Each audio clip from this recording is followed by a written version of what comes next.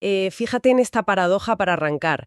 Si ponemos a un irlandés y a un inglés, uno al lado de otro, digamos en una calle cualquiera de Londres. Vale, sí. Físicamente son prácticamente indistinguibles a simple vista. Exacto. Pero luego, o sea, si observamos a un ciudadano británico de ascendencia pakistaní, alguien cuyos abuelos o bisabuelos migraron hace décadas, Ujú. Alguien que a lo mejor jamás ha pisado Pakistán en su vida. eso es, alguien que culturalmente es 100% inglés, pues su aspecto físico es evidentemente distinto al de los otros dos. Y la lógica, o lo que solemos pensar, dictaría que la división social debería basarse en lo que vemos, ¿no? Claro, siempre asumimos que lo visual manda. Pero la realidad es que ese irlandés y ese inglés, que se parecen tantísimo, arrastran una necesidad histórica casi imperiosa de definirse como diferentes, de marcar una frontera entre ellos. Es un punto de partida fascinante, de verdad, porque rompe por completo nuestra intuición más básica sobre cómo funcionan los grupos humanos, ¿sabes? Totalmente. Solemos pensar que las diferencias visuales son, pues, el motor principal de la segregación, pero la investigación que estamos desgranando hoy demuestra que la anatomía de una fractura social es muchísimo más compleja. Y mucho más profunda, diría yo. Invisible, a veces. Exacto, invisible. La identidad no es algo estático. Los sociólogos calculan que asimilar verdaderamente una nueva identidad cultural toma alrededor de, pues, 2 o 3 generaciones. ¡Ostras! 2 o 3 generaciones. Sí, es un proceso súper lento que choca frontalmente con la memoria histórica de los pueblos. Y precisamente de eso va nuestra inversión de hoy. Queríamos sentarnos a hablar del tema de cómo se forman de verdad esas divisiones tan profundas en la sociedad. Desde las trincheras físicas de hace siglos hasta, bueno, las trincheras digitales que cavamos hoy con el móvil. Literalmente. Tenemos sobre la mesa, para quien nos escucha, reflexiones históricas sobre Irlanda, el Imperio Británico, y las vamos a conectar con investigaciones periodísticas súper recientes. Investigaciones sobre la polarización en la juventud actual, sí. Un viaje desde la geopolítica pura y dura hasta la psicología de los algoritmos. Pero, a ver, antes de meternos en faena, creo que es súper importante hacer un aviso de imparcialidad, ¿verdad? Imprescindible. Sí, porque parte del material reciente que vamos a analizar concretamente sobre esa polarización juvenil proviene de un artículo y un podcast elaborados por un medio marcadamente de izquierdas. Y al explorar estos datos, nuestro objetivo obviamente no es validar su postura política, ni comprar su marco ideológico. Para nada. De la misma manera que tampoco respaldaremos visiones conservadoras o de derechas. Exacto. La idea de este análisis a fondo es puramente extraer el fenómeno sociológico que están observando, entender el diagnóstico de la fractura sin tomar partido. Queremos ver la información tal y como aparece en las fuentes, sin que nuestras propias preferencias interfieran en lo más mínimo. Así que, con esto claro, empecemos por el principio, por la base de esa identidad territorial. Mencionábamos antes esa tensión entre Inglaterra e Irlanda. Sí, el clásico ejemplo. Y las fuentes que tenemos utilizan un término muy descriptivo, ¿no? Hablan de las semillas del odio. Las semillas del odio, sí. Y fíjate, la primera de esas semillas tiene un nombre propio muy claro en la historia británica. Oliver Cromwell. Cromwell, madre mía. A ver, para entender el impacto de este hombre hay que situarse en un momento histórico muy anómalo. Estamos hablando del siglo XVII. Que es cuando el Reino Unido se vuelve una república, ¿no? Exacto. El Reino Unido, que hoy es el paradigma absoluto de la monarquía parlamentaria, no tuvo rey durante unos 20 años. Fue una república. O sea, una anomalía total. Total. Y Cromwell era el jefe de Estado, en la práctica, pues, una especie de dictador militar. Y su política hacia Irlanda no fue simplemente de control político. Fue brutalidad sistemática, por lo que cuentan las notas. Literalmente. O sea, utilizó tácticas de tierra quemada, envió a su ejército, y la cantidad de irlandeses asesinados fue masiva. Una represión atroz. Claro, y lo interesante desde el punto de vista de la sociología es que no hubo una resistencia exitosa en ese instante, ¿verdad? No, que va. Cromwell aplastó cualquier atisbo de rebelión en el corto plazo. Pero el impacto real no se midió ahí, sino en cómo esa herida se inquistó en el ADN de la región. Yo misma estoy sorprendida de ver que grupos como el IRA, siglos después, seguían utilizando esto. Sí, seguían utilizándolo como la justificación principal de su lucha. Porque, claro, nunca hubo un perdón institucional. Y desde luego, nunca hubo olvido. Jamás.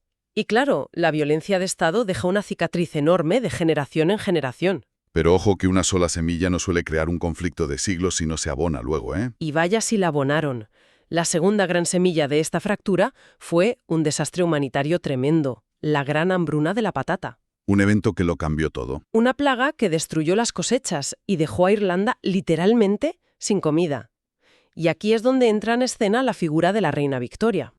Sí, la monarca británica de la época. Exacto. Y los registros históricos en estas notas la describen en este contexto de forma súper severa. La catalogan como represiva y profundamente negligente. Y ya hay que explicar el porqué de esa etiqueta de negligente, porque no fue simplemente pasividad. ¿A qué te refieres? A que la reina Victoria y la administración imperial en general, pues no creían que la situación en Irlanda fuera tan grave. Pensaban que los irlandeses estaban exagerando el problema. Ostras. O sea, la gente muriéndose y ellos pensando que era cuento. Sí, sí. Y el mecanismo del desastre fue pura logística. El Imperio Británico tenía la capacidad económica y naval de sobra para enviar comida a Irlanda. Podrían haber enviado excedentes sin arruinarse. Perfectamente. Podrían haberlo hecho sin que supusiera un gran sacrificio para la economía del imperio. Pero no lo hicieron. Y el resultado directo de esa inacción fue, pues, una emigración masiva a Estados Unidos y la muerte por inanición de un porcentaje enorme de la población. Pero, a ver, pongamos un poco de contexto a esa decisión, intentando ser objetivos con la historia. ¿Fue pura malicia por parte de la monarquía? Porque las notas también recogen cierta defensa de Londres. Sí, es un matiz fundamental. La defensa histórica de la reina Victoria argumenta que el problema fue más bien sistémico, ¿sabes? Un fallo de la burocracia imperial. O sea, que una reina no puede ir en persona a ver las patatas. Claro, dependía enteramente de los informes que le redactaban sus ministros y administradores. Y la evidencia sugiere que recibió muy mala información. Informes falsos, directamente. Informes falsos o muy suavizados que minimizaban el sufrimiento real. Quienes gestionaban el imperio le mintieron sobre la magnitud del hambre. Claro, lo cual nos lleva a cómo se recuerda eso a día de hoy.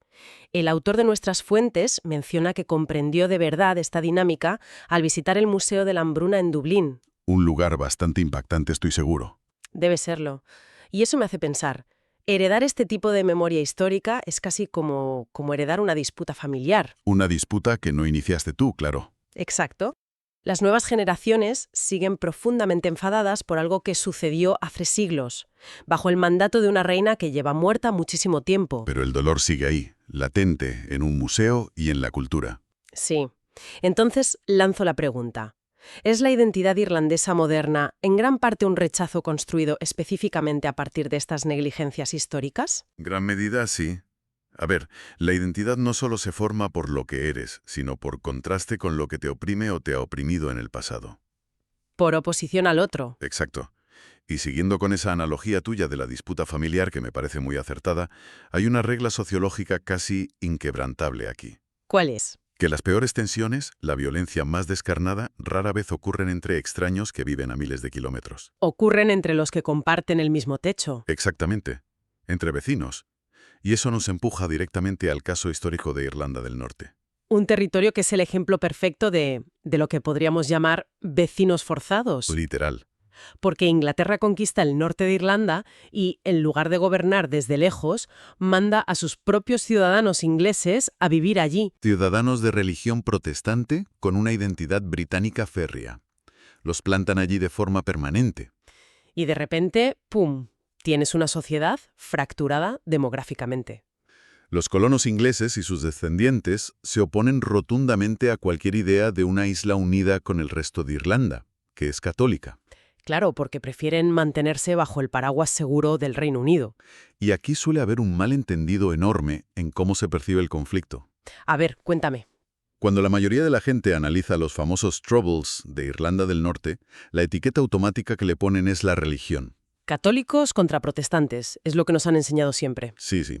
Y a ver, Es cierto que hay diferencias teológicas profundas. Por ejemplo, la visión protestante a menudo catalogaba ciertas prácticas católicas como adoración de falsos ídolos, lo cual choca con sus mandamientos. Pero espera, intentemos desgranar esto un poco.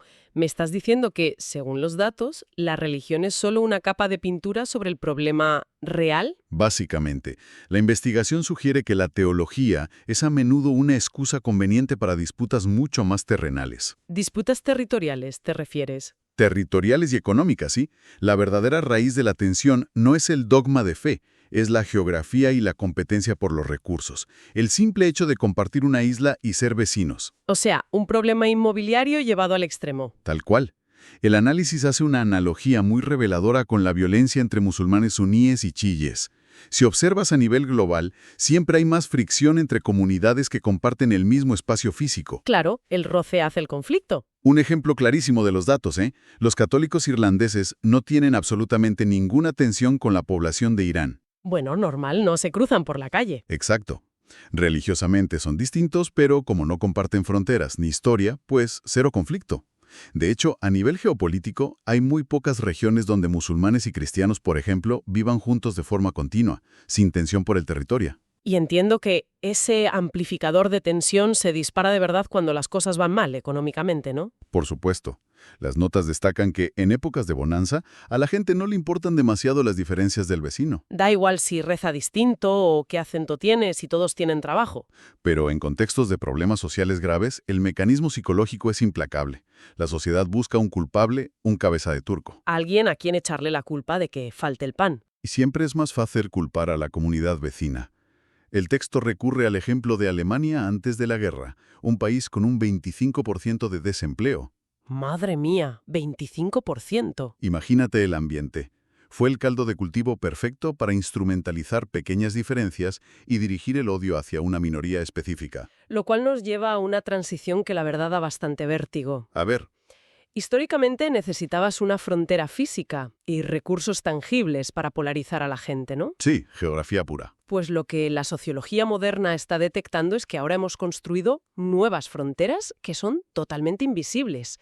Fronteras digitales. Y aquí es donde enganchamos con esa investigación periodística contemporánea que decíamos al principio. Y reiteramos el aviso. Este estudio proviene de un medio progresista y fue escrito por una periodista femenina. Y nuestro objetivo es meramente exponer sus hallazgos sociológicos sin tomar partido. Exacto. Sin validarlo como la verdad absoluta ni nada de eso. Vamos a ver los datos empíricos que exponen sobre esta nueva división social. Una división que es una brecha radical de género y política en la juventud actual. Y los datos invierten por completo los estereotipos clásicos. Sí. Históricamente, el cliché era que a los chicos adolescentes les costaba conectar emocionalmente, o que rechazaban a las chicas a ciertas edades. Que pasaban de todo, vaya. Pues la investigación afirma que ahora es al revés. Atento a esto. Al 60% de las mujeres jóvenes no les gustan los hombres jóvenes. Un 60% es una barbaridad. Directamente los rechazan. Mientras que la mayoría de los chicos, por el contrario, no tienen ningún problema con ellas ni reportan ese rechazo. Es una asimetría brutal. Y ojo, no es solo un rechazo de, bueno, no quiero salir contigo. En las entrevistas del artículo se ve una falta de respeto enorme. Hacia sus propios novios o hermanos incluso. Sí. De hecho, hay una cita literal de una de las chicas entrevistadas que ilustra esto a la perfección. Sí, la cita del novio tonto. Es fuerte. Dice textualmente: "No puedo imaginar a mi novio en un bar hablando sobre política o economía porque es tonto". Yo me quedé helada al leer eso. Y claro, las notas plantean la gran paradoja aquí. ¿Por qué mantienes una relación de pareja con alguien a quien no respetas en absoluto? El propio texto lo califica como, y cito, una locura. Es que lo es. Pero, ¿de dónde viene esta brecha política tan bestia? Porque las mujeres jóvenes se han movido mucho hacia la extrema izquierda. Y simultáneamente, los hombres jóvenes se están escorando hacia la derecha. La generación se ha partido por la mitad. ¿Y la teoría que proponen para explicar esto tan repentino? Los algoritmos, Los famosos algoritmos. A ver, la investigadora señala que las mujeres jóvenes siempre han tenido cierta tendencia a la izquierda, estadísticamente hablando. vale, eso venía de antes. Sí, pero el detonante actual es el tiempo que pasan online. Las redes recomiendan contenido cada vez más extremo porque buscan retener la atención. Claro, el modelo de negocio de Internet. Indignación igual a retención. Exacto. Como pasan más tiempo en Internet consumiendo esta información radical, su postura se polariza. Y al chico de la misma edad le pasa igual, pero hacia el otro extremo, con sus propios contenidos. Fíjate la analogía que se me ocurre. Es como si los algoritmos fueran los nuevos colonos que mandaron a Irlanda del Norte. Ostras, qué buena comparación. Se instalan en nuestros teléfonos para construir muros invisibles entre personas que literalmente viven bajo el mismo techo. Hermanos o parejas sentados en el mismo sofá, pero en mundos distintos. Realidades incompatibles, sí. Asiento totalmente con esa visión. Y aunque esta división digital es ahora mismo psicológica, la historia nos enseña qué pasa cuando esto se lleva al mundo físico. Que es cuando la división se vuelve violencia, que es nuestra última parada hoy analizando organizaciones terroristas como el IRA y ETA, y de nuevo desde un tono estrictamente objetivo y analítico. Por supuesto. A ver, el texto describe al IRA como una organización terrorista motivada por esa historia de violencia previa que ya comentamos. Las semillas de Cromwell y la hambruna. Eso es. Pero lo curioso es la similitud tan grande que tenían con la organización terrorista ETA en España. Compartían ideología y, trágicamente, los métodos. El uso sistemático de la violencia contra los ciudadanos. Y no era solo simpatía a distancia, su colaboración era profunda y operativa. Las notas detallan cómo compartían armas, información clave y rutas de dinero negro. Incluso miembros irlandeses viajaban físicamente a España para formarse y recibir entrenamiento, ¿no? Así es, una alianza extremista en toda regla. Pero el análisis termina con una gran pregunta. ¿El IRA eventualmente dejó las armas y desapareció? ¿Valió la pena toda esa violencia? La pregunta del millón. Y la fuente concluye que no, rotundamente no. Porque la última ambición del IRA, su razón de ser, era una Irlanda unida. Y la isla sigue separada hoy en día. Lo que me lleva a una reflexión casi inevitable. ¿Es este el destino inevitable de todo extremismo? ¿Causar un daño irreparable, arruinar vidas y generaciones enteras para al final no conseguir el objetivo que motivó la fractura? Es un patrón histórico descorazonador, la verdad. Si hacíamos un resumen de todo el viaje de hoy, Sí, vamos a sintetizar un poco para la audiencia. vemos cómo la identidad se moldea súper despacio, a lo largo de generaciones. Vemos cómo negligencias históricas enormes como la hambruna y ocupaciones territoriales como Cromwell en Irlanda del Norte crean divisiones físicas sangrientas. Las trincheras físicas. Exacto. Y cómo en la actualidad los algoritmos están creando nuevas divisiones ideológicas brutales, como esa brecha política y de género en los jóvenes. Muros invisibles en nuestras propias casas. Y todo para recordar al final el fracaso absoluto de la vía violenta del IRA. Análisis a fondo, desde luego, denso pero necesario. Y para cerrar la inmersión de hoy, quiero lanzar un último pensamiento provocador a quien nos escucha. A ver, dispárale. Si, como hemos visto, las peores tensiones históricas han surgido por el roce de compartir el mismo espacio geográfico, y las tensiones más graves de hoy están naciendo porque compartimos el mismo espacio digital, que es Internet, Vale. es posible que nuestra necesidad de estar constantemente conectados sea, paradójicamente, lo que nos está impidiendo entendernos de verdad. Ostras, qué gran pregunta. Invito a todo el mundo a reflexionar sobre sus propios muros invisibles antes de despedirnos. Muchas gracias por acompañarnos en este viaje. Gracias a todos. Un saludo.